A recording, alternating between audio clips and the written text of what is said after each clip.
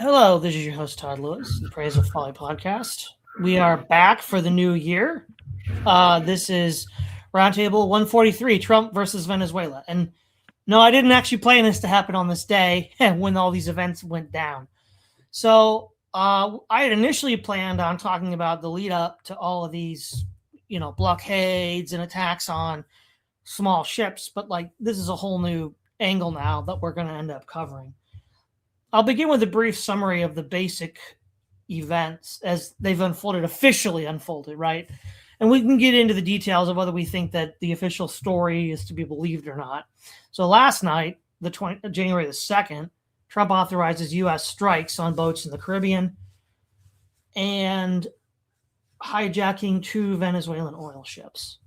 And then January the 3rd, this morning, Trump ordered forces to launch a strike on Caracas, so that'd be air assets and missiles, with an elite Delta Force unit to raid Maduro and capture him. That would be from 1 to 2 a.m. And then from 4 to 5 a.m., Trump announces the strike and the capture of Maduro on Truth Social. And then 7 to 8 a.m., in a telephone interview on Fox and Friends, Trump details the operations planning. And then 11 a.m. onwards, Trump holds a press conference at Mar-a-Lago saying that he will run the country and that Venezuela will be under a new rule. So the first thing here is I asked Grok if any outlets or sources were saying that, dissenting from Trump's claim that they captured Maduro, because before the press conference at 11, there'd been no pictures of Maduro. I mean, Jack London once said a man from Illinois wants to see the goods and a man from Texas wants to hold them in his hand. Well, we can't hold Maduro, but we can at least see pictures, right? There weren't any released yet. And so Grok says that some of the AI models like ChatGPT and Perplexity were saying that these didn't happen, that Trump didn't attack Venezuela and that Maduro wasn't captured, which I think that's interesting. And there's also some voices on X. The thing that I'll say is that this all seems kind of weird, like surreal almost. Because if you look at the pictures of the strikes on Caracas, it doesn't look like a whole lot of munitions were expended. And the way nobody's really showing Maduro, that's suspicious as well. So we know from the Venezuelan government that they don't know where Maduro is. They've said, well, at least they say they don't know, right? So that's their story. Trump has since released some photos of Maduro. He says he's on the USS Iowa. Now, I mean, one could argue those photos could be doctored. I mean, if we see him in front of a court with cameras, and that's a whole different question. We're not there yet. And so this is all very strange. Now, one of the things that we've seen is with the buildup of tensions, the task force, the fleet, the attack on quote unquote drug ships, a lot of this was masking operations that we all assumed were going to happen. And it also seems strange that the Venezuelan military clearly knew this was coming. I mean, they'd seen this being built up for months. And it just seems strange that a small task force could just sneak in and take them. I mean, look at what happened back in the 70s with the incident in Iran under Jimmy Carter, right? Where the Iranians captured a lot of those agents.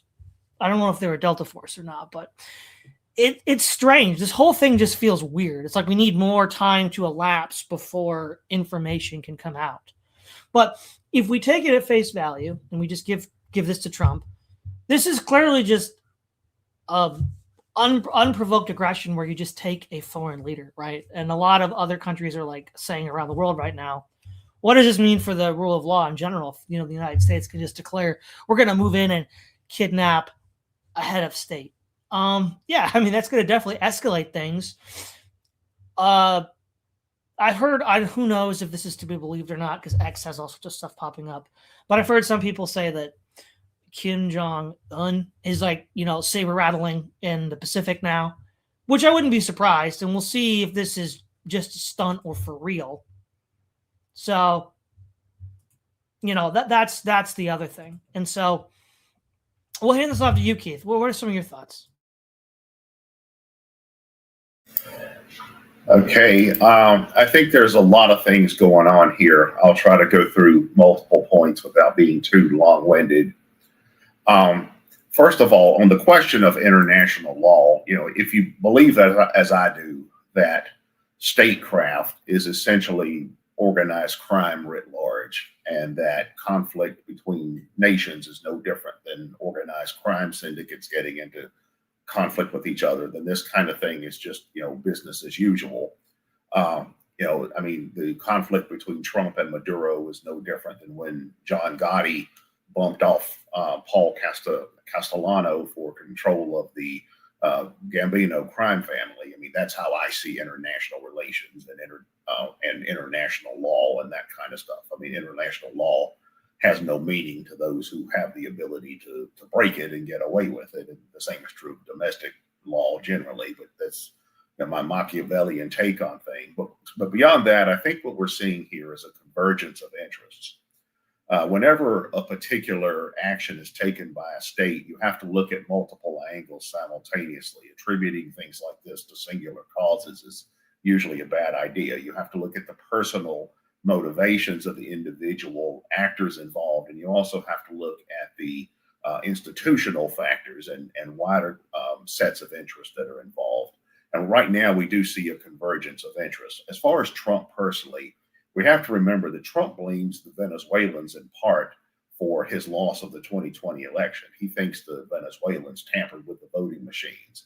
Now, I know of no credible evidence for that, but he does believe that. Also, we have to consider that the Secretary of State and National Security Advisor is Marco Rubio. Marco Rubio is himself the offspring of Cuban exiles, and in Florida, where Trump also has connections, there's an array of Cuban, Venezuelan, and Nicaraguan exiles that are mostly, members of the former ruling class or descendants of the former ruling class of those countries who still want revenge for the revolutions that happened in those countries and want themselves and others like them to return to power. And that's a primary constituency for Marco Rubio and something that he's personally connected to as well, as is Trump, given his Florida connections.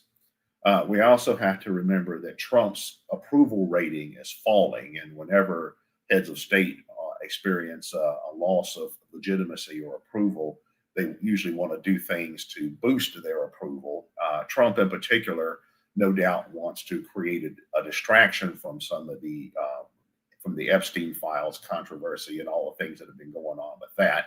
There was a movie that came out in the 90s called Wag the Dog about a president and a Hollywood producer that collectively create a false pretext for a war as a means of distracting from domestic issues. And that movie was widely used as an analogy back in the 1990s when Bill Clinton attacked Kosovo and bombed Sudan, saying he was, a lot of people thought Clinton was trying to take the public's mind off of what was going on with Monica Lewinsky and the impeachment proceedings and all of that kind of stuff.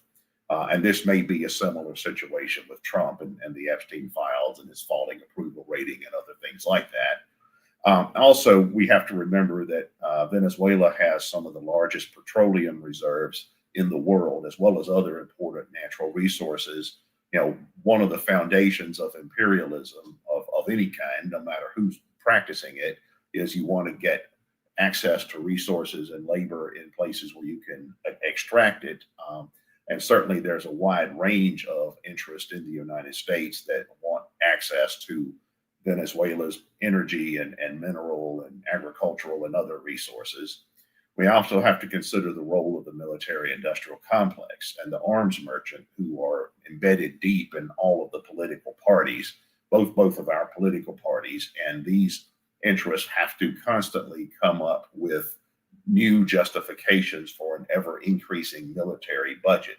The United States now has a $1 trillion military budget, the largest in history, the largest in the world today, and there has to be some rationale presented for that, meaning there always has to be enemies to attack. So we've got that set of interests. Also, if we look back to the 1980s, we see the United States engaged in skirmishes in 1983 in Grenada, and also in 1989 in Panama. The first was under President Reagan, the second under President George H.W. Bush Sr. We have to, it's widely thought that those skirmishes were in part carried out to restore military legitimacy for the United States. Back in the 70s, the United States experienced a rather humiliating loss in Vietnam. The military had lost prestige because of that, and it's widely thought that, among other reasons, those skirmishes were carried out in order to bring about a quick victory that made the U.S. Military, the U.S. government, the U.S. foreign policy apparatus look good, in other words. And it may be that because all of that has likewise lost prestige in recent years due to the failures in Iraq and Afghanistan and other places, and at least until recently, military recruiting was down. It could be that this is an effort to restore the prestige of the armed forces and American power internationally. There's a range of interest within Sunbelt capital, that is the sector of the capitalist class that's spread throughout the Sunbelt region, like Texas oil, like Midwestern agribusiness. These are precisely the kinds of interests that have a stake in Latin America and want to maintain economic dominance over Latin America. They're also a primary Republican Party constituency as well. We've had figures like Elon Musk say that they seek to exercise control over Latin America. For instance, there's been an exchange of words between Musk and Maduro directly on Twitter or X or whatever it's called now. At one point, I think Maduro challenged Musk to a fist fight or something like that. And after Musk had talked about a potential coup in Venezuela, saying we coup who we want to. And beyond that, I think these tech oligarch guys want to engineer systems of government in other countries that are conducive to their own interest. And they don't really see these kinds of nationalist or populist or socialist or whatever you want to consider Maduro to be as conducive to that. Also, there's the role of Israel. As we know, Trump is to a large degree an Israel first president. And the woman who is in line to succeed Maduro, if there is indeed a regime change, Maria Corina Machado, has said that one of her first acts will be to move the Venezuelan embassy in Israel to Jerusalem. So clearly she's pandering to the pro-Israel forces and Zionist forces in the United States, and that clearly plays a role. Also, it appears the Zionists are working to create a network of states in the global South that are sympathetic to them. They're trying to do that in El Salvador. They're trying to do that in Argentina. They're trying to do that in Uganda, and they're trying to do that in Somalia, in a lot of places. So that's nothing new. We also have to consider that American power is largely receding internationally due to the rise of multipolarity and the growth of China and Russia's becoming resurgent. So in response to that, it's clear that the United States, particularly the sectors of the ruling class that Trump represents, want to exercise greater control over Latin America or over the Western Hemisphere generally. We've seen Trump talk about annexing Greenland, engage in tariff wars with Canada and Mexico, talk about reclaiming the Panama Canal, and Venezuela is part of that. All of this is about trying to tighten the United States' grip on the Western Hemisphere. The control of the United States over the Western Hemisphere has declined quite a bit in recent decades, and it looks like there's an effort to reclaim some of that kind of hegemony as well. Also, there's the geopolitical rivalry with the BRICS. We have to consider that the BRICS countries are starting to economically penetrate Latin America. Maduro generally had a friendly relationship with China and Russia, at least openly, on the surface. And so there's concerns about, from the point of view of American policymakers, the desire to maintain control over the Western Hemisphere and prevent Russian and Chinese influence from becoming pervasive. And I also think, and this is just a suspicion, but I can't prove this, but I have a suspicion that two things are happening internationally. It seems to me that the new ruling class axis that's emerged, which is the alliance between the BlackRock financial oligarchs and the tech oligarchs and the ultra Zionists, like the Miriam Adelson types. An alliance of those elements has emerged, and it seems like that they're interestingly, they don't seem to be as hawkish, say, on Russia or China as Republicans or conservatives typically are. And I think their goal there is they want a system of geopolitical multipolarity, but financial unipolarity, where they integrate the East-West financial systems, and different major powers will have their own spheres of influence, but they'll be integrated through the international financial system, which is exactly the system that existed in the 19th century when you had all the different empires, the European colonial empires. They had their own spheres of influence, their own colonies, but then they were largely integrated through the city of London. The city of London itself, not the London in the proper sense. And it seems like those sectors of the international elite are trying to create a system like that. Now, how that would affect geopolitics is that it may be, again, there's no proof of this that I know of, but it may be that the Trump administration has worked out a deal with either the Russians or with the BRICS powers generally, where America will roll back its operations in Ukraine and rein in Europe and largely cede Ukraine to the Russian sphere of influence in exchange for Russia abandoning Syria, and in order to weaken the axis of resistance on behalf of Israel and the Gulf states like Saudi Arabia, and possibly even ceding Taiwan to the Chinese sphere of influence in exchange for America gaining control over Venezuela and over the Western Hemisphere once again. So that it looks like that kind of international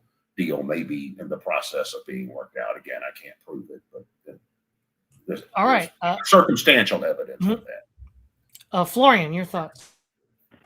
Yeah, good points. I would add that there's a lot of narrative wins for the Trump administration today. Of course, if you successfully, and of course an initial airstrike, something like what happened in Venezuela is always framed in a positive light. And so first of all, what I found most striking was that Maduro yesterday had the Chinese delegation in Caracas, and they were talking about alliances probably, and to snatch the leader of Venezuela right away when the Chinese delegation who probably talked to him yesterday is still in the palace or close to it is, this is kind of a dominance maneuver, if you will, right? I don't know whether they timed it there, but I mean, this demonstrates, this is of course a show of power towards the Chinese, whether it was planned or not. And then also it fits a little bit in when we look at what happened in New York, that Mamdani was just inaugurated and said something like the warmth of collectivism will replace the frigidity of rugged individualism. He really said that. Then blowing up like a former collectivist country is also a narrative win, if you will. Also, I'm not sure whether that's true, but they may or may not have blown up the Chavez mausoleum. Like Venezuela, they had a mausoleum for Chavez, Hugo Chavez, and they've blown that up for good measure as well. So that might have been an extra humiliation towards the Venezuelan regime, right? So what some people from the MAGA sphere also said on Twitter was that the Venezuelan regime was anti-white, so overthrowing it is in line with America First in a way. If you think from an ethno-nationalist principle, a Bronze Age pervert said that, and others. Although I have to say, there seems to be a realignment of some of the influencers, the large accounts on X. They seem to say something different than what they said 4 years ago, and some of those America Firsters are pretty much saber rattling for Trump. I also realize that. So comparable, this strike is probably most comparable to the Panama takeover or Panama coup, which the U.S. had in 1989. It's basically kind of a surgical strike if we can believe the information from the US, right? A little bit reminiscent of the assassination of Soleimani, the Iranian general in 2019, which actually really only destroyed his car with a special rocket and killed him. But it was a very surgical strike. So the US claimed it was surgical strikes inside Caracas today. So if that is true, that would the taking of I think it was Noriega in Panama. That's most comparable to the situation that we have in Venezuela, but it's unprecedented, right? So on this scale, I don't think the US have done anything on this scale, a surgical strike inside a large country like Venezuela. This bit larger than Panama, so that's new in during Cold War times. I mean, you can look at Afghanistan, Iraq, but those were messy wars, right? This is a surgical strike, or at least claimed to be one. We should also keep in mind that that Caracas is very, I mean, fortunately situated for any attacking force. It's right at the coast, right? So the U.S. could basically go in with their air force, with their navy, and with land forces if need be, right? So if Maduro had been in the mountains, like in more in the east or no, in the southwestern area of Venezuela, he would have been more difficult to capture. And I think Todd mentioned that the Venezuelan military must have seen the troop buildup and the military buildup of the U.S. In the days preceding this attack. So then you wonder why they didn't push Maduro in security. If you want to go really into conspiracy theory territory here, you could say, well, maybe Trump coordinated with the Chinese delegation, that they met him in Caracas, and that way the Americans could capture Maduro. But maybe that's a little too far out there. But that certainly can come to your mind, something like that. So Maduro also sent refugees into the U.S. This will probably be curbed as well now, and some people said that Maduro was really pretty much of a dictator.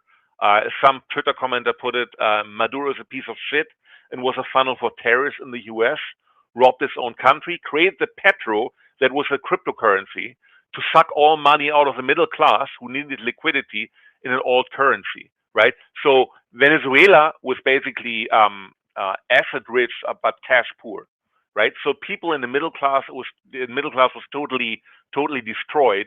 And so if they put a new regime in there, maybe it gets better for the middle class. This is also one thought to keep in mind. Also, geopolitically, Canada will have less leverage over the U.S. We are now getting oil from Venezuela again, right?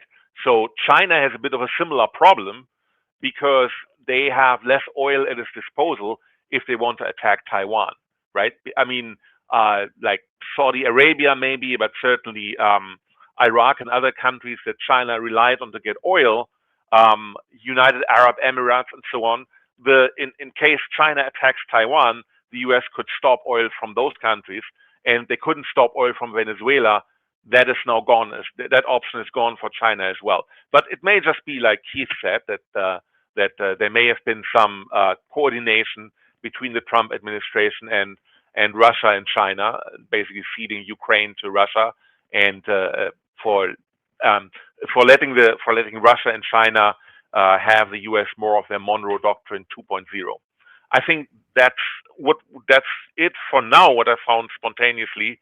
I think the only several negative things also. Some people pointed out that you kind of wish Trump would send SEAL Team 6 to Minnesota to clean up fraud, and it's really interesting because Trump can do something in the foreign, in the foreign theater. He can attack other countries. He can also close the overall borders. But as soon as he wants to do something in a domestic manner, the courts will curb that, right? So the only thing that Trump really can do is, if he wants to do something, is attack other countries and close the borders. That's more or less it, right? From that point, it's actually astounding that he's able to attack, right, quite easily Venezuela, and everyone is on board. But for domestic, like things like cleaning up fraud, remigrating more immigrants and so on, has like Congress hems and haws, and we can't. I mean, Congress hasn't put the laws, the executive orders that Trump put out domestically. Congress hasn't implemented them in law, right? So it seems like Congress hamstrings Trump on the inside, but as soon as Trump wants to attack another country, then they're all on board. And so that tells you that everything in politics is easy to do. If politicians say this and that isn't easy, they're just lying because there's just not the political will. And I think that's so far what I have from my side. Okay, Alec. All right, I will go ahead and say that this is actually a step in the right direction. First of all, it's significant progress from the time of George W. Bush and those regime changes. In the case of Saddam Hussein, that was a violent, massive, chaotic invasion that cost many innocent lives. In this case, the regime change was carried out much more efficiently, meaning all of Caracas was not destroyed. There is no protracted war, and there are no severe geopolitical consequences. So that's number one. And number two, it's desirable for Latin America as well, as now the South American continent is recovering from the pink tide, or an influx of center-left ideas.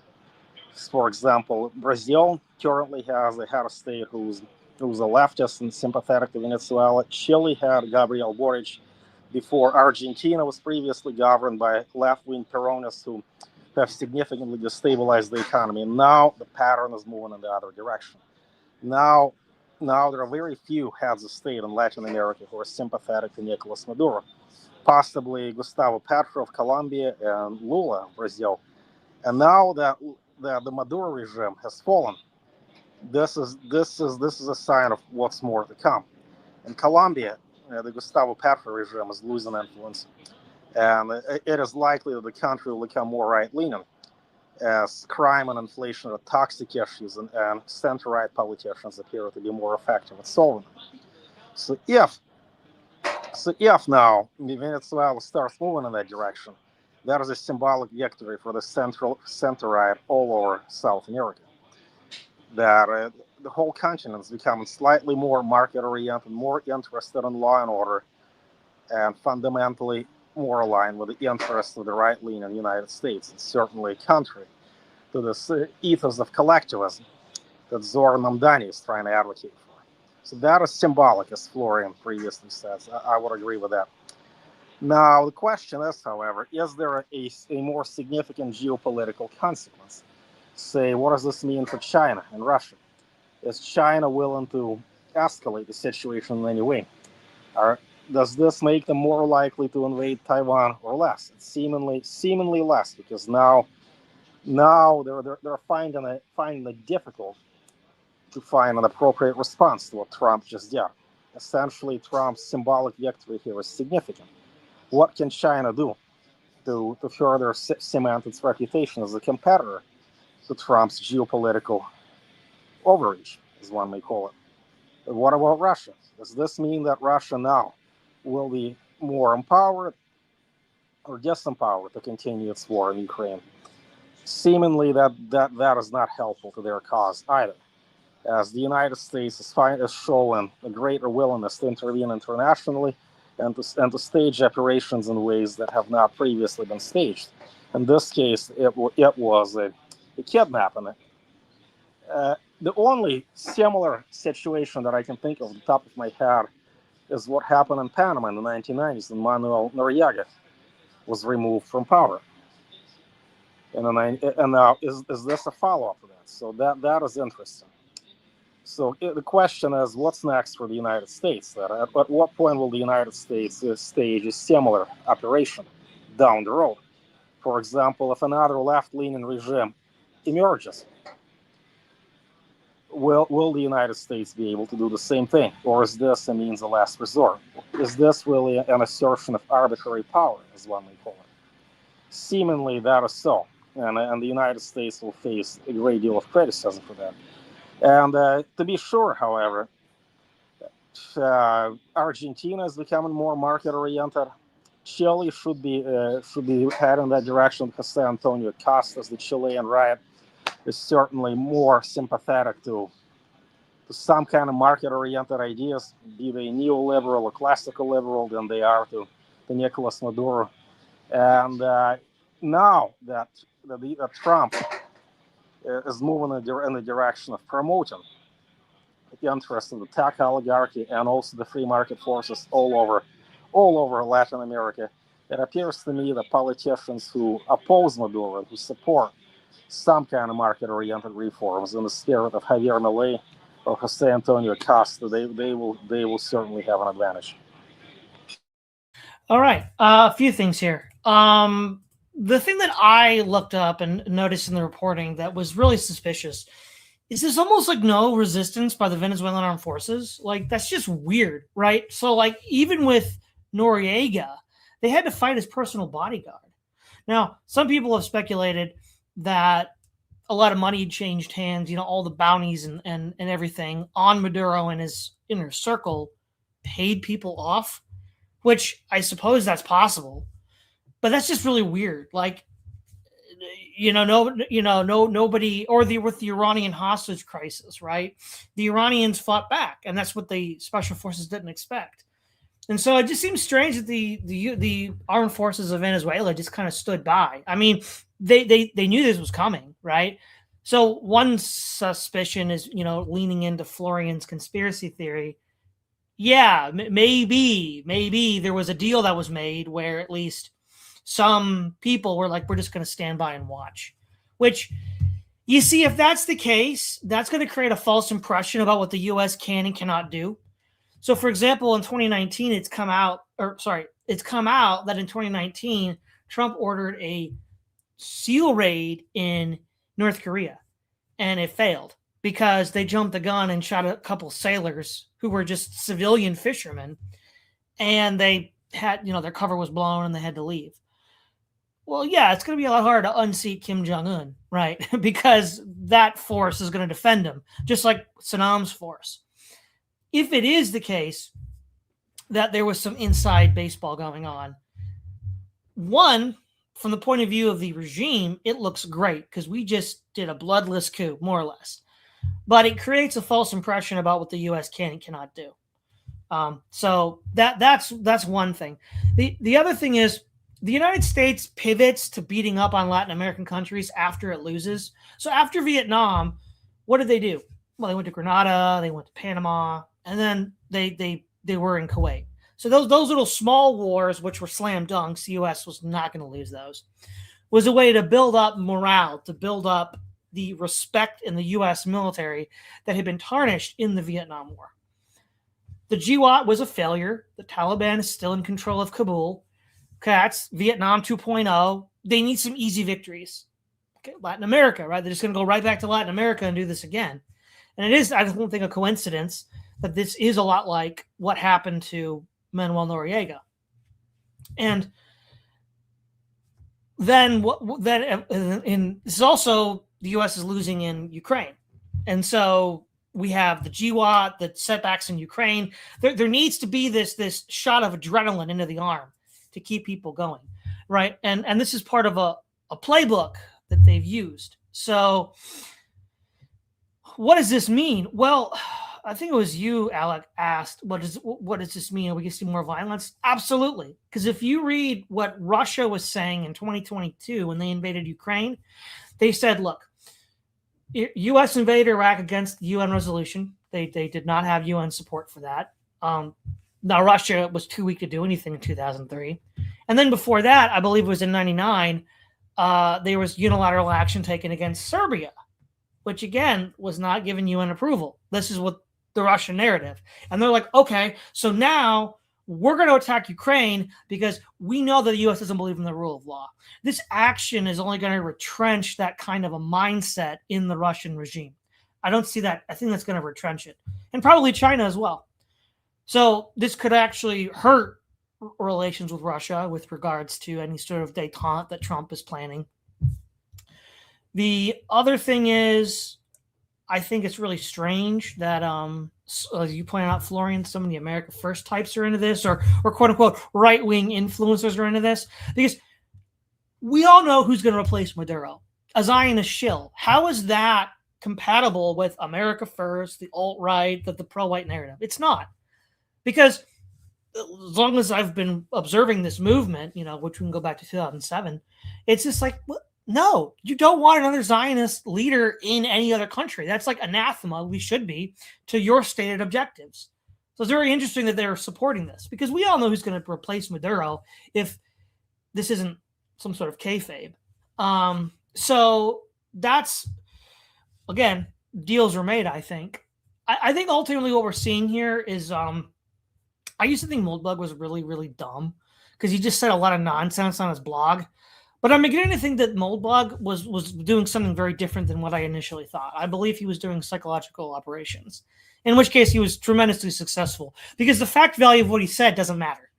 What matters is he got people who were disaffected with the system, who could have been a threat to the system, who had, anti-Zionist, anti-Semitic tendencies, and then roped them into a way of thinking that they could manipulate.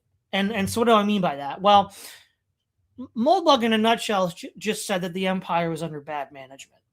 Empire good, need better management. That was it. That was basically the nutshell. And now that these guys think that they're going to have some place in this new empire, because, woke is collapsing, the whole war between Trump and the Democrats, I think a lot of these people are like, well, look, we're just going to pivot to where the money and the power is, because there's a kind of like fetishization of power that Moldbug has. It's just good for its own sake. And we just need to have it. And so once we get the right kind of guys in charge, then the empire is going to work.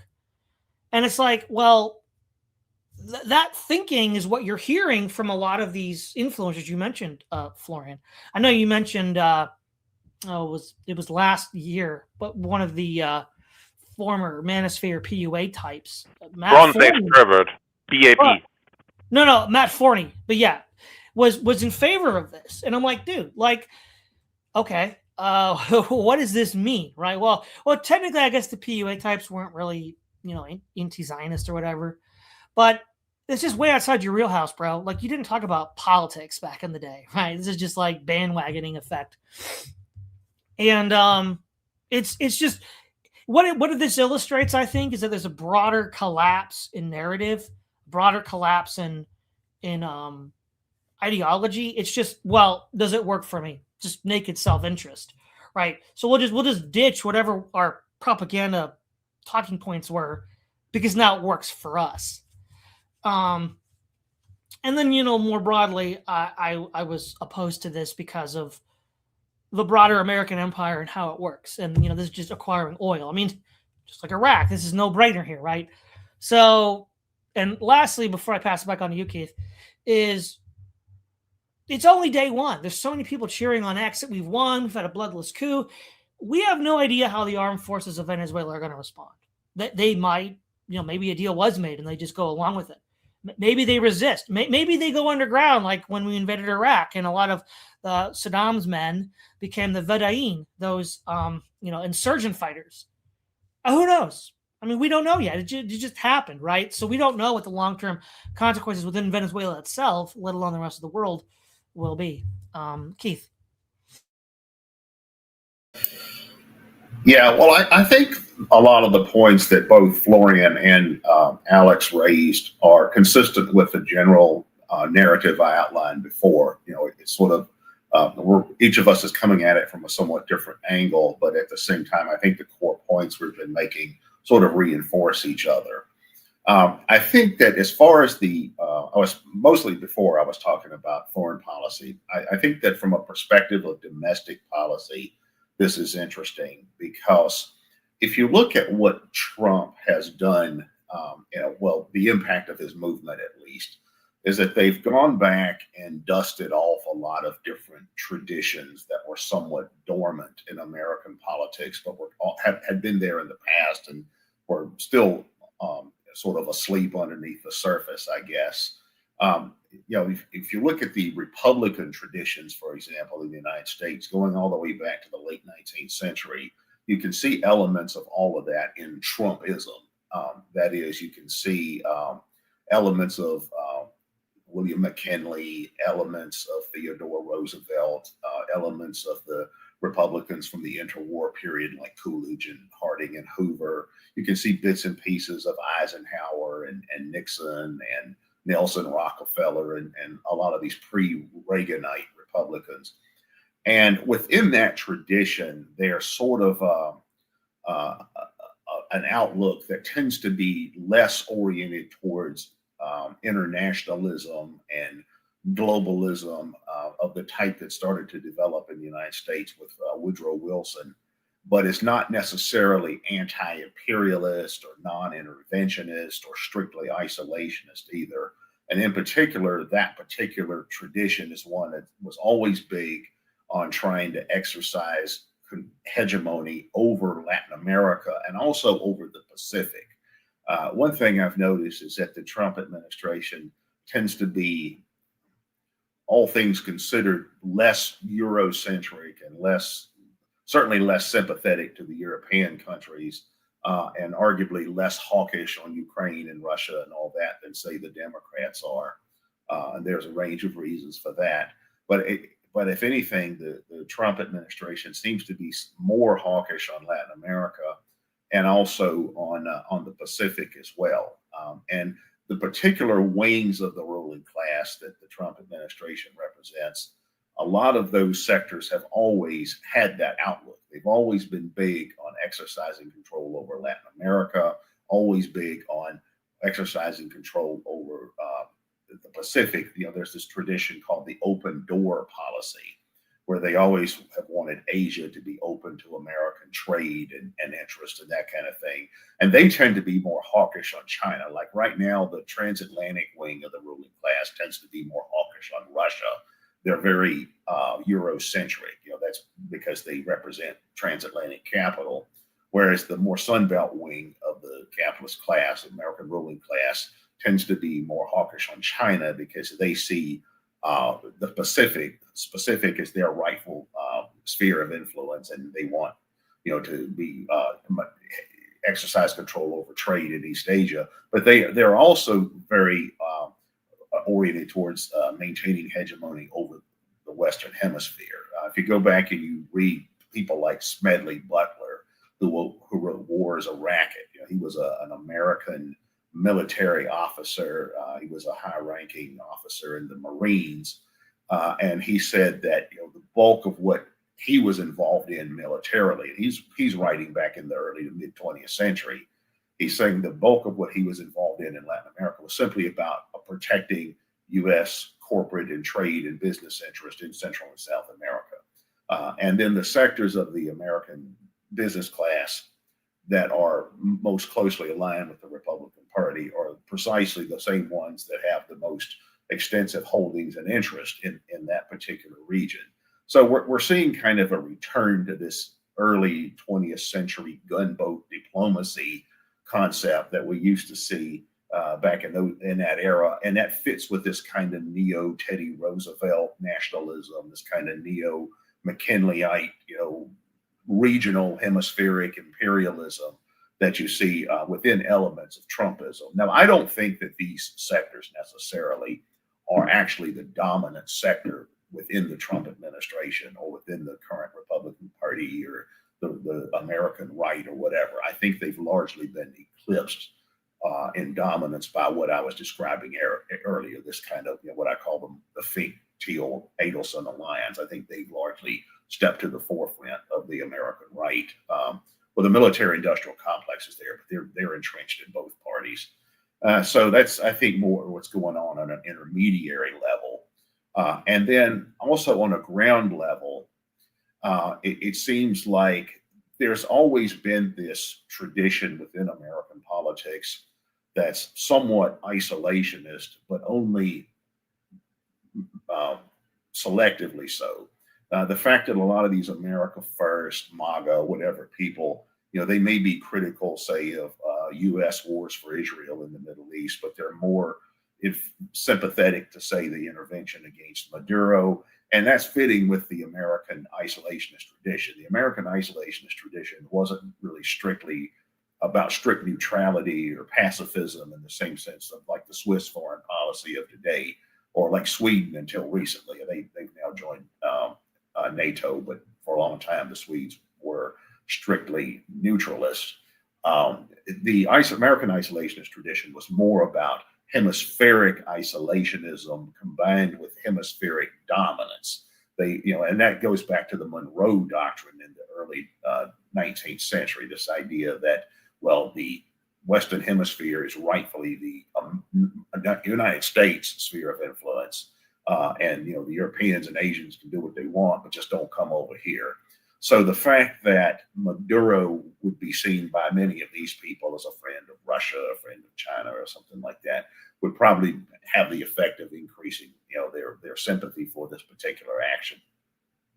All right, Alec. Well, so my critical question here is, where do we go from here? Is this the beginning of a new chapter of this gunboat diplomacy, a resurgence of gunboat diplomacy that we've seen earlier on? Is that going to be setting the new trend? Are we in a position where parties are being realigned again, and the Republican Party has already been morphed in Trump's image and has relatively little in common with his predecessors? So that is what I'm the most curious about. If the Trump administration can stage an operation of this sort in South America, what's stopping them from attempting something similar in Asia? For example, Myanmar. Could that be a possibility? Will the Trump administration get involved in the conflict between Cambodia and Thailand if there is a geopolitical interest? How about the Middle East, for example? That is always that environment is always ripe with opportunities for one sort of an intervention or another. So where will the next intervention be? Seemingly, the evidence suggests that the Trump administration is becoming increasingly more expansionist, much more ambitious than it used to, which is actually in contradiction to Trump's previous quasi-pacifist position in his first term. Trump was somewhat of an isolationist first time around that he won. Now that is no longer the case. I think in 2016 it would have been unimaginable if he had discussed the possibility of annexing Canada or Greenland. That simply was not on the agenda. But the fact that this is now openly discussed and that he is now staging an intervention in a South American country, that seems to be suggesting that the preferences of the ruling class and the special interest groups have changed, and the voters will follow. In a famous book on the golden rule of politics, the investment theory party competition, Thomas Ferguson claimed the voters are always on the money. So this is where I'm curious. What special interest groups have the most interest in supporting Trump's regime change? It's not the Halliburton Corporation anymore, as it was in the age of Dick Cheney and George Bush. It's somebody else, I would imagine. And there's a different style of interventionism. So that is definitely a question to explore down the road. What special interest groups will be driving future interventions? Who will support them, and how effective will they be at reshaping the public opinion in the United States to make it more sympathetic to large-scale military operations, or at least low-key interventions like the one we've seen here? The war in Iraq has certainly been quite unpopular for obvious reasons. Too many troops have been lost. It has been detrimental to the American morale. There was a massive international backlash, and it appears that the Trump administration found a relatively low-cost way of staging an intervention that doesn't cost them as much political capital. So I gotta wonder, how far will they be able to push the envelope? I highly doubt this is the one and only intervention that we will see in this administration. Okay, Florian.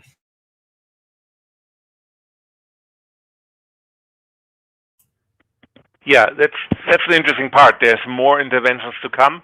That's quite interesting. I haven't thought about that, but yeah, it's not unlikely. In Asia, I don't think that Trump will insert itself more in Asia, aside from whatever happens in Taiwan and maybe some friendly countries in the region. They are already under American control or allied with America, like Japan or South Korea. And the entire region, I don't think there needs to be an intervention in any of these countries. I think it's also not easily possible because it's far too much away from the US. The Venezuelan strike was like easy, or as easy as you can get.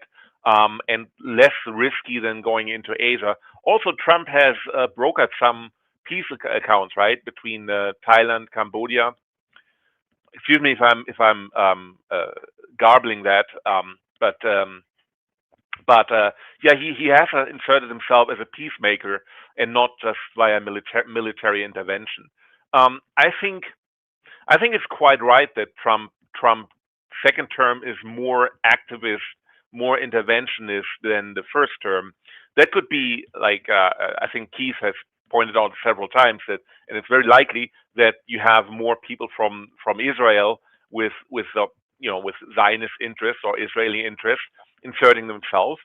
You know how the first administration with Trump went. You had 4 years time to think about how you will play a second administration, right? Something comes from there. But in other ways, I think the people in Trump's administration are also much more decisive. They are more interventionist because that's more decisiveness, and decisiveness pushes away against detractors from left wing or Democrat circles, right? You have to be careful, of course, to not be captured by those other interests, right? But if you kind of undecisive and if you wanted to just play nice, I think that was Trump's first term. Then he was like completely taken over by the people that wanted to kind of like use him for their purposes or kind of like slow walked him and stuff like that. I think they wanted to avoid that this time. That's why Trump is also more decisive now. And then also, if you want to be more decisive, you can't be more decisive in domestic policy, as I mentioned before. So you close the borders, and what do you do then? Well, you take military steps against another country that treats you in an annoying way. That's what I would say.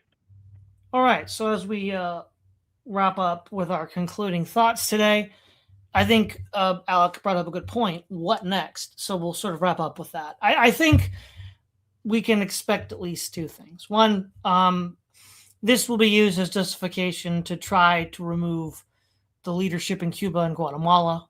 In the lead up to this conflict, that was some of the reporting. Whether they succeed or not is another question, but I do think that this will be used as an attempt to justify such actions. I also think that it will retrench Russia and China, because Russia, again, specifically stated in 2022 when it invaded Ukraine that it was these kinds of actions, which first in Serbia, I think 1999, and then in Iraq in 2003, that they use as justification for this. So that could influence negatively Trump's attempt to Guatemala, thanks, or Nicaragua, Keith. Sorry, thank you. That's where the revolutionaries are. But there's that, and then also this is, I think, an interim between a failed conflict, the GWAT, and round two. So U.S. loses in Vietnam, beats up on some Latin American countries, then fights Iraq. Then starts the GWAT, loses that, then beats up on some Latin American countries, and then whoever knows what the next one is. This is just a sideshow.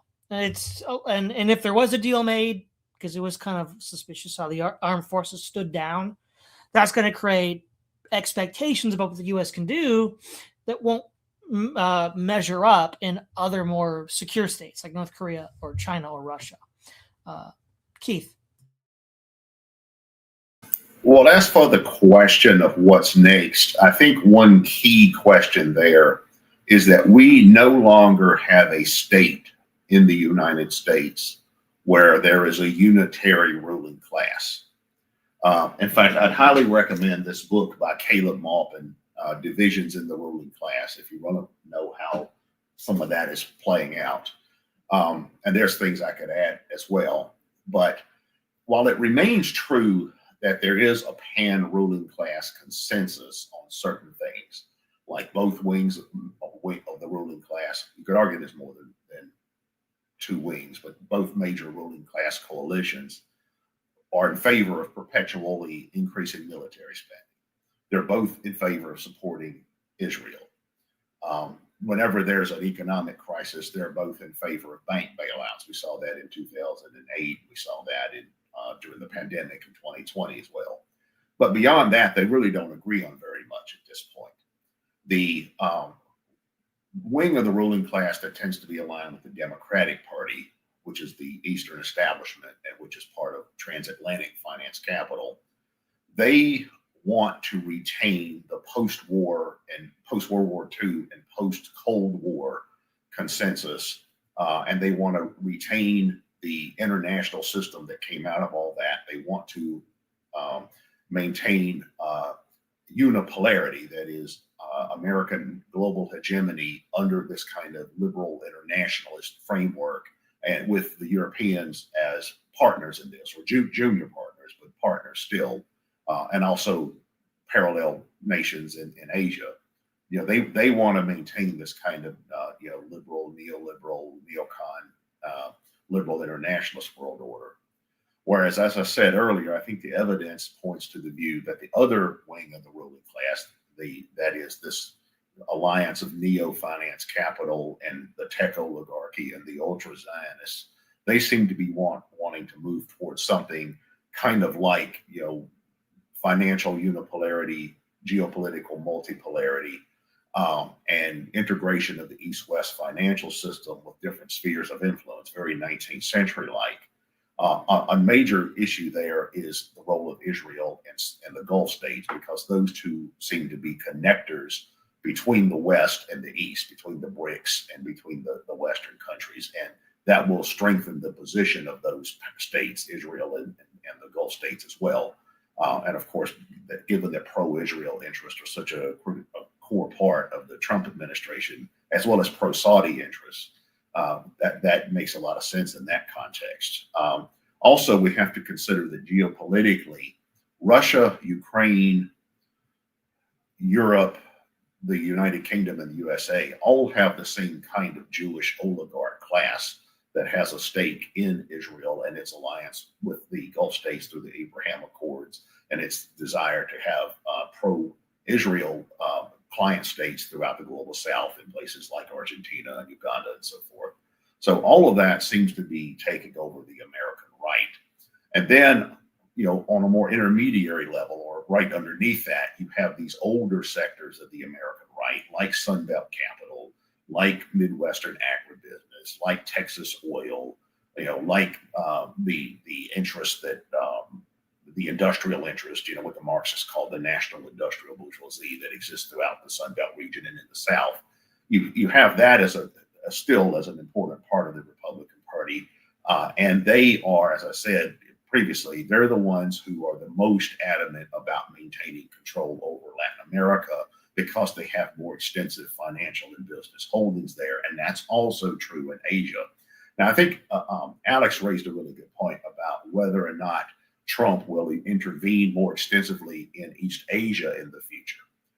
Because I think that whatever happens there is going to be evidence of what the real relationship between the USA and China is.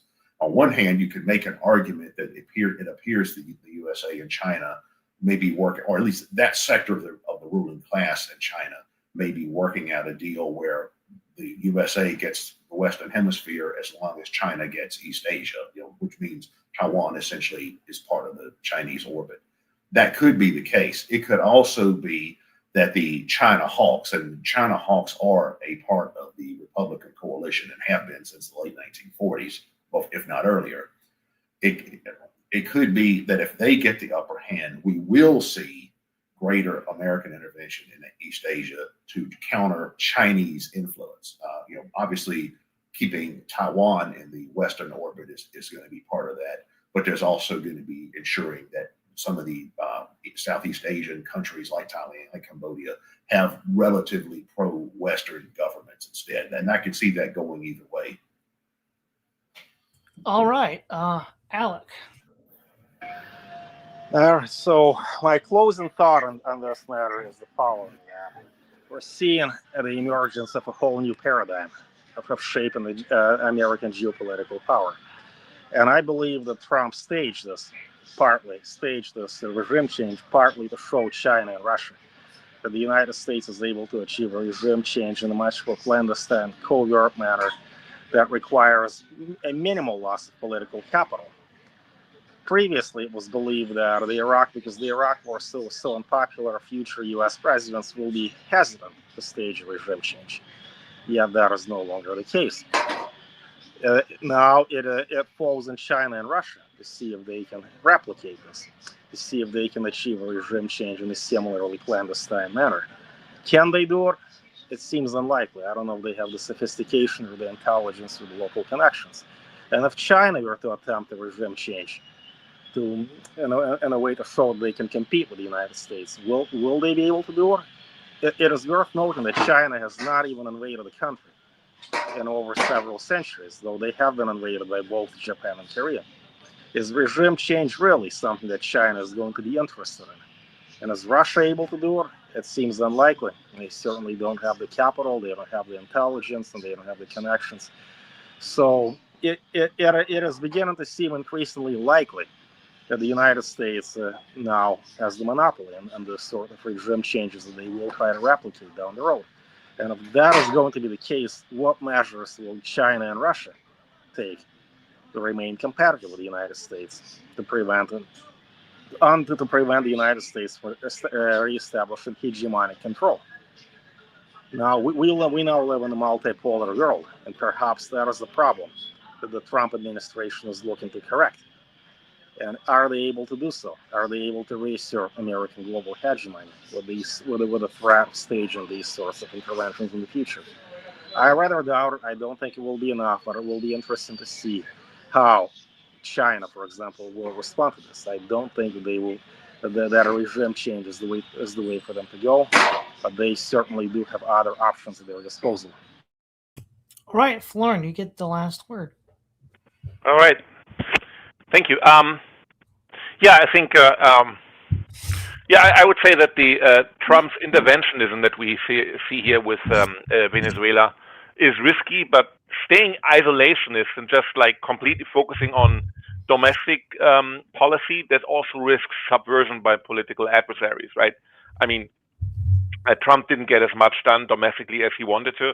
His executive orders domestically were the only laws that were put in place to deal with immigration.